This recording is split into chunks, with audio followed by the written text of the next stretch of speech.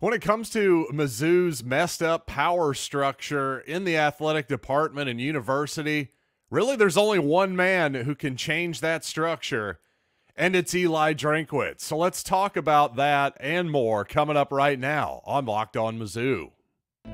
You are Locked On Mizzou, your daily podcast on the Missouri Tigers, part of the Locked On Podcast Network, your team every day.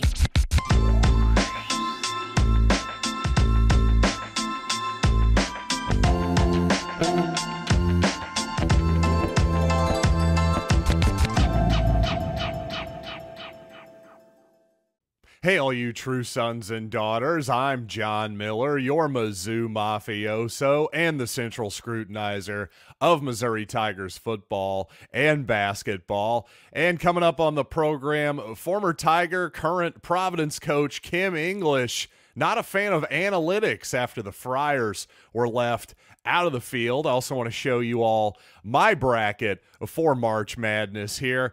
And quickly, I do also remind you that today's episode is brought to you by FanDuel. Make every moment more. New customers join today, and you'll get $200 in bonus bets if your first bet of $5 or more wins. Visit FanDuel.com/lockedon to get started.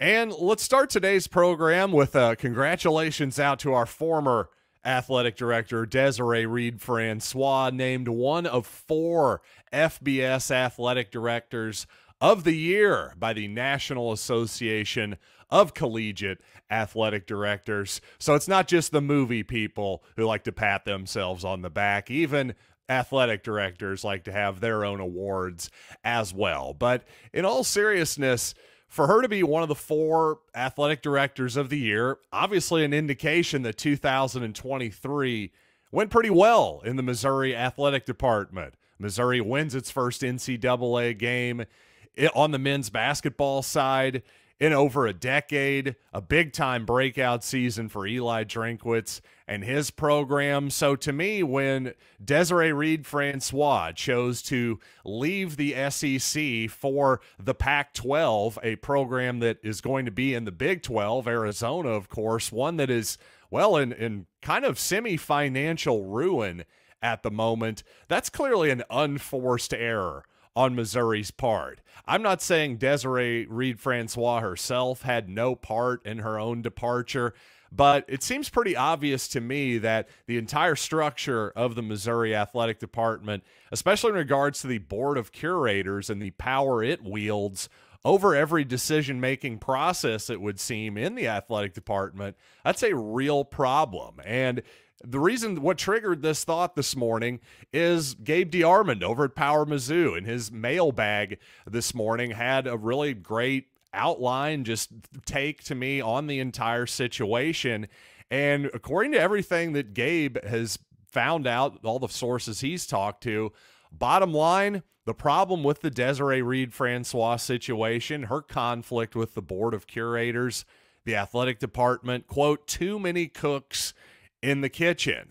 And not only is clearly the athletic director at Missouri, as we've seen many times here, all the way back to the most prominent example is Eli Drinkwitz himself. Initially, Jim Sturk wanted to hire Blake Anderson. The board of curators said, no, thank you. Please find us somebody else, to which ultimately they hired Eli Drinkwitz. Now, maybe that process worked out. I'm not sure that was a great process that anybody wants to emulate. But again, not only does it appear that the athletic directors at Missouri are micromanaged by the board of curators, a mostly anonymous board of curators. I'll get into that a little bit more here in just a minute. But it appears that there's an 11-person search committee that is going to be picking the next athletic director and not the president of the university, Moon Choi. So again, who's really in power here? It's obviously the board of curators. And to Gabe DeArmond's point here, again, he went on for paragraphs and paragraphs on this whole thing. You should definitely be a Power Mizzou subscriber. Check it out for yourself. But he does say, and I think this is the key point here, if I'm a candidate for that job being the Missouri athletic director, The first question I'm asking is, okay, so which one of you do I actually report to? In other words, who is my boss? And that's exactly the point. The fact that somebody even has to ask that question, that's the problem in itself. And again, here's the deal with the Board of Curators. Apparently, every time Eli Drinkwitz came out there with the Cotton Bowl trophy and the football team got a big cheer during the basketball games this past season, well, there were members of the Board of Curators standing right next to Drink. So apparently these Board of Curators members love to have praise showered upon them. They like the standing ovation. They love the credit, but for some reason, they just don't seem to want any of the responsibility. These Board of Curator people, while they might not literally be anonymous, sure, we know some of their names. Their names are public. But as far as I can tell, these people never actually talk to anyone in the media, any podcasters, any journalists, any writers, radio hosts, television people, whoever it might be. The bottom line is, yeah, maybe some of the criticism that some of these individual Board of Curators members have taken has been unfair. Maybe it has been, but quite honestly, these people with their secrecy and their lack of accountability have brought all of this on themselves. Quite honestly, why does everything in college sports, especially these days, seemingly have to operate in the shadows? Nobody knows how name, image, and likeness really works for the most part. Nobody knows how much anybody's getting paid, either individually or in the aggregate. What is Missouri's budget for this upcoming season in terms of name, image, and likeness? How does it compare to the rest of the league, to the rest of the country? Well, we've heard lots of anonymous sources talking about this stuff, but for whatever reason, again, this is more to the point. For whatever reason, all these Board of Curators people, well, they just don't seem, even though they're making the most important decisions, hiring the athletic director, hiring the head football coach for all intents and purposes, apparently we as the paying public, the season ticket holders, the donors, the fan base, we don't have to have any of our questions answered. These people are held to no accountability whatsoever. I just find that totally bizarre. And again, to Gabe DeArmond's point, who's my actual boss here if I'm going to be the next athletic director at the University of Missouri? And you know what? Quite honestly, this whole power structure, since clearly Eli Drinkwitz was the choice of the Board of Curators a few years ago. Clearly, Eli Drinkwitz is the Board of Curators guy. Maybe this is actually a good thing as far as Eli Drinkwitz is concerned. Selfishly, for his football program, for his own job security, his own leverage, maybe this is a good thing for him. You could make that argument. But how can this situation be good for anyone else? How can it be good for Dennis Gates, who not only is the athletic director, Desiree Reed-Francois, who hired him ostensibly, right? I guess she had to have Board of Curators approval as well. But obviously DRF was a backer of Dennis Gates, a proponent of Dennis Gates, big time, right? So now that not only do we not have an athletic director yet, but who knows if that person is going to even have the approval of Dennis Gates. And what I'm trying to say is this whole power structure, Missouri's not aligned. All right. There's just a bunch of people that seemingly have their own agenda that doesn't have anything to do, their own personal agendas that don't really have anything to do with Missouri winning ball games. So who's the only person who can change this? To me, it's the person with the most power here, and that's Eli Drinkwitz. And if you're going to say, I understand this is a little ironic and it may be a little bit counterintuitive here, but let's think through this because, yes, Drinkwitz, I think, probably has essentially veto power over the next athletic director. Yes, he has more power than the Board of Curators does now because if you think about it, what if Eli Drinkwitz were the one who suddenly out of nowhere decided, you know what, I think I'm going to go to Arizona? Well, obviously a lot of people, including myself, were upset that Desiree Reed-Francois left. But if Eli Drinkwitz suddenly took his bag and went to a lower conference and frankly a lower football program, Missouri fans would have been losing their minds, and suddenly, yes, the Board of Curators, their heads would have been on the chopping block, and suddenly their names would be out there all over the podcasting sphere and X and the message boards and all that good stuff. So to me, again, I don't know if this is actually in Eli Drinkwitz's best interests or not, but to me, for the rest of the Missouri athletic program, it clearly is in the rest of the athletic program's interests, frankly, for Drinkwitz to do a little bit of a power play here, especially if he has another big-time 2024. He needs to be the one essentially in charge here. I'd trust him more than the Board of Curators. Let's put it that way. But ultimately, at the end of the day, whoever the next Missouri athletic director is, that person is the one who needs to be in charge. That person needs to be the one who has power over essentially everybody except maybe realistically the football coach. But there needs to be a clear pecking out order of power in this university. And right now, we don't have one. We haven't had one for maybe a couple decades here. And that's really embarrassing. And it's an unforced error that is unnecessarily hamstringing the Tigers. And 3 Missouri basketball players have entered the transfer portal. So I want to talk about those exits and also Kim English's unfavorable thoughts on analytics. I both agree and disagree with Kim. So let's talk about that coming up here in just a little bit. But first, I want to tell you about Nissan. And this week's March Madness bracket highlight is brought to you by our friends at Nissan. Each week, we're picking one team that stands out, a team that's pushed it further than the rest. Just like all of the all-new 2024 Nissan SUVs, these guys were able to take it to the next level. The Oregon Ducks are obviously this week's Nissan Rogue. The team absolutely surprised us with a powerful performance in the final Pac-12 tournament, punching their ticket to the big dance. They say, win life, go Rogue, and that's exactly what the Ducks have done here. So take the Nissan Rogue, Nissan Pathfinder, or Nissan Armada and go find your next big adventure. Shop NissanUSA.com.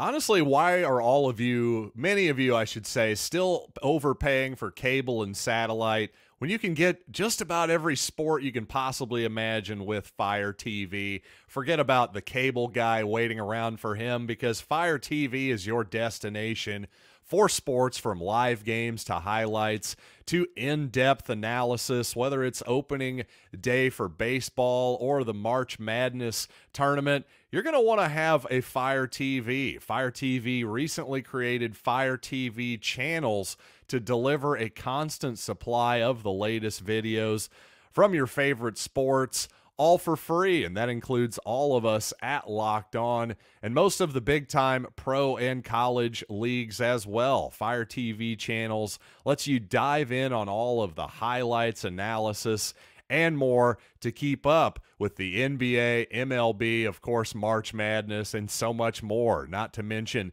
news, entertainment, gaming, travel, cooking. You just got to check out Fire TV channels on Fire TV and Alexa devices. If you haven't checked out Fire TV channels, you should. Just trust me on this. To learn more, visit Amazon.com/LockedOnFireTV. Thanks for making Locked On Mizzou your first listen every day. For your second listen, be like me and check out the Locked On College Basketball Bracket Breakdown, now available on the Locked On College Basketball podcast. Andy Patton, Isaac Shade breaking down their brackets and discussing everything you need to know to win your bracket contest and prepare for March Madness. Find the Locked On Bracket Breakdown now on the Locked On College Basketball podcast feed, wherever you get your podcasts. And some news about some Missouri players entering the portal. Of course, Jacob Cruz from Tennessee Martin, a big-time shooter and scorer, 6'8" guy, first guy nabbed by Dennis Gates and his staff yesterday. Definitely check out yesterday's Locked On Mizzou for an in-depth breakdown in the first segment of the newest member of the Missouri basketball team. But when guys come in, of course, that means some have to leave as well. And most notably, Jesus Carolero Jr. and Kurt Lewis are entering the transfer portal. Neither one of those too much of a surprise. Neither one of those young men. It didn't entirely work out, did it? That's probably a safe thing to assume about any team that went 0-19 and has some transfers heading out. But a little bit more surprisingly, at least to me, Mabor Majak entering the transfer portal as well. And not that I thought Majak was going to be a key member of next year's Missouri Tigers or anything like that, but especially since Majak was reportedly a walk-on, I just thought, hey, maybe he's just a practice player content to stick with Mizzou and Dennis Gates, or it seems like he's obviously made some good relationships. Not saying that's changed or anything like that, but perhaps Majak wants to go somewhere a lower level where he can get some more guaranteed minutes, perhaps, is maybe the best way to put it. So, again, Mabor Majak, Jesus Carolero Jr., and Kurt Lewis all hitting the transfer portal. Now, before I get into Kim English and his thoughts on analytics, just want to say that obviously I love Kim English, and I'm rooting for him to do very well at Providence College. Having said that, probably for the best, certainly for Dennis Gates and his sanity, and probably my sanity as well, that Providence didn't make the big dance this season, because if they had, and certainly if they had won a game or two, well, you would hear a cacophony of people, Missouri fans online and beyond, saying that, oh no, one of our true sons wanted the job a couple years ago and we hired Dennis Gates instead, and now we're 0-19. Let's just all commit Harry Carey, that whole type of deal. And the thing is, I can't even say that those people are wrong necessarily. We'll just have to, we just can't, I'm just not ready to go there at this point. Time will tell. But regardless, Kim not happy that his team, obviously he's going to make a case for his team to be included in the big dance. And well, here was his thoughts on analytics, that some people, I guess, thought that that's the reason that Providence didn't make the big dance. I'm not so sure, but let's hear what Kim English had to say here. Yeah, I think the analytics are right. Yeah. I think you could schedule bad teams in your non-league and beat the snot out of them and beat them by 50 and 60. And I think coaching for so long has been a gentleman agreement. I mean, you have a large lead at the end of the game. You know, for health reasons, you take guys out to get some other guys opportunities to play. You take guys out. But right now, it might be a change in college basketball, where beating teams by scheduling to beat teams by 40 and 50 might be a thing to do. But when you get into this league, the analytics aren't going to look very good in league. Because it's so competitive. Playing against some really, really good coaches. You know, we play at Connecticut, and I think they shoot 40% from the field. We're a good defense. They won the game. They should be credited for winning the game. So I do think there are some flaws in the system. So first of all, Kim's understanding of analytics here is a little bit flawed. First of all, to say that playing a difficult schedule means that that's going to hurt you analytically. For instance, playing UConn. Well, that's not exactly true, because even if you lose to UConn, if you lose to UConn by, say, 2 points, a really good team on the road, well, your ranking is probably going to go up, which makes some sense because of the quality of opponent. If you're trying to predict the future, that's essentially what these analytics are going to do. I understand all of that, and obviously it's going to hurt your analytics. You lose to UConn by 20 instead of 2. There's a big difference there. But I do think Kim English makes a fine point as well. The whole thing of, well, if coaches are trying to now, instead of trying to go for the win, they're going for margin of victory, well, that really does change a lot of things. And quite honestly, I've always been, even though I like the analytics in terms of analysis and helping me sort out what I think is going to happen in the future, when it comes to actually seeding teams in the NCAA tournament and finding out and figuring out who's going to win, to me, it's either you won or you lost. Nothing else should actually matter. So from that perspective, on that point that Kim English is making there, I 100% agree with him. We shouldn't be factoring in style points, in my opinion. It should all just be results in terms of who's actually going to make the postseason.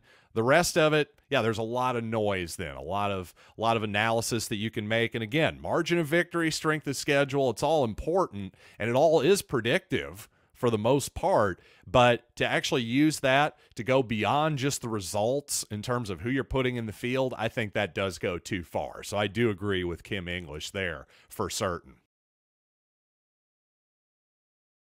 And coming up, I'd like to reveal on the program my Final Four picks, my upset picks, to go along with my champion. I revealed this week already, the Purdue Boilermakers. So I'll show you all my bracket here to close out the show in just a little bit. But first, let's talk about FanDuel Sportsbook. Say goodbye to busted brackets, because FanDuel lets you bet on every game of the tournament. Whether you're betting on a big upset or a 1 seed, it's time to go dancing on America's #1 sports book. Right now, new customers get $200 in bonus bets if your first $5 bet wins. That's $200 to use on point spreads, money lines. You can even pick who's going to win it all. Though I'm going to be honest with you, I'm not recommending any futures bets for the most part these days. The odds just aren't that great anymore. I'm going to pick Purdue at 7-1 to win the whole thing. Really, 7-1 on my money for 6 straight victories? I can probably do better than that just betting the point spread every game, or even the Purdue money line outside of maybe the first round. So if you like a game, pick an individual game. Forget about the futures. The value just isn't there. But regardless of what you think, you got to visit FanDuel.com/lockedon and bet on college hoops until they cut down the nets. So just to give you a little bit more of my March Madness bracket filling out process, what led me to Purdue is that, well, I like to look at the numbers. I'm not big on, because I just don't, not that looking at individual matchups isn't important, but when you have this big of a bracket, this many potential matchups, I think it's really easy to get bogged down in a bunch of individual details, especially past the first round, that may not even ultimately matter whatsoever. So don't overanalyze stuff.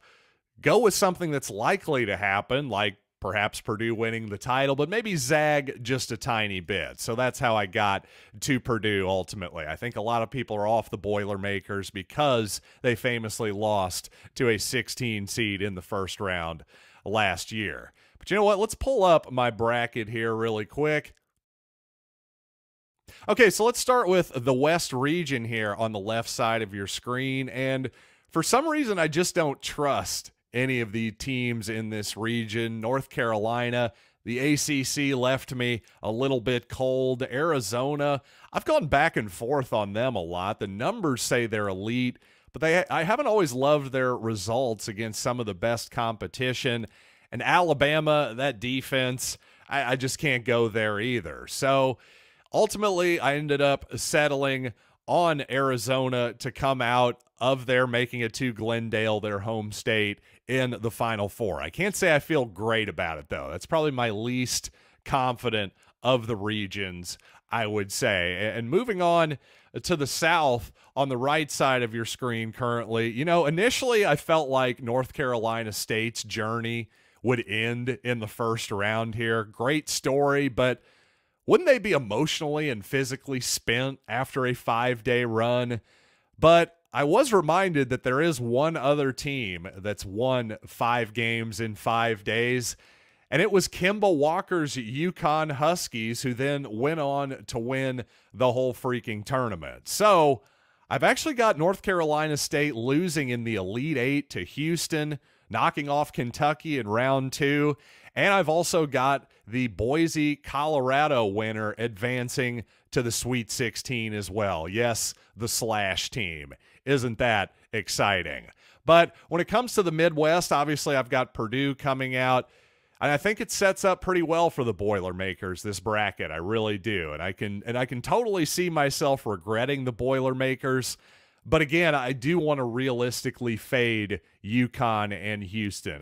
Especially Houston, after watching the Kelvin Sampson offense just kind of implode a little bit against Iowa State. Maybe that's too much recency bias, but that's just how I'm feeling right now. And speaking of UConn, by the way, let's go up to the left side here, to the East region. The Huskies, man, they probably drew the toughest region, didn't they? Auburn as a 4 seed, according to KenPom, is the 4th best team in the entire country. Plus, you've got Iowa State, the top defensive team in the country, even surpassing their conference mates Houston recently for that top spot defensively. And Illinois, by the way, an offensive juggernaut too, number 2 in the country in terms of adjusted offense. So ultimately, I have the Huskies getting past Auburn, but losing to that red-hot Iowa State Cyclones team and making it to the Final Four. So ultimately, Final Four, I've got Purdue, Houston, Arizona, and Iowa State, with the Boilermakers beating Arizona in Glendale for the championship. Overall, my biggest upsets in the first round, I've got Samford over Kansas, Grand Canyon over St. Mary's, James Madison over Wisconsin, and I've also got New Mexico advancing to the Sweet 16. And, of course, the Boise State, Colorado Slash, one of those teams I've got to the Sweet 16. And as I mentioned already, the North Carolina State Wolfpack. Wolfpack all the way to the Elite Eight. That's my biggest reach, I guess, of the bracket, if you want to call it that. So that'll do it for this bracket analysis. And you know what? That'll do it for this edition of Locked On Mizzou as well. Thanks for joining me as always, and thanks for telling a fellow true son or daughter about the podcast. Send them to LockedOnMizzou.com, YouTube, Spotify, Apple Podcasts, the whole bit. So until next time, I'm John Miller, and this has been Locked on Mizzou.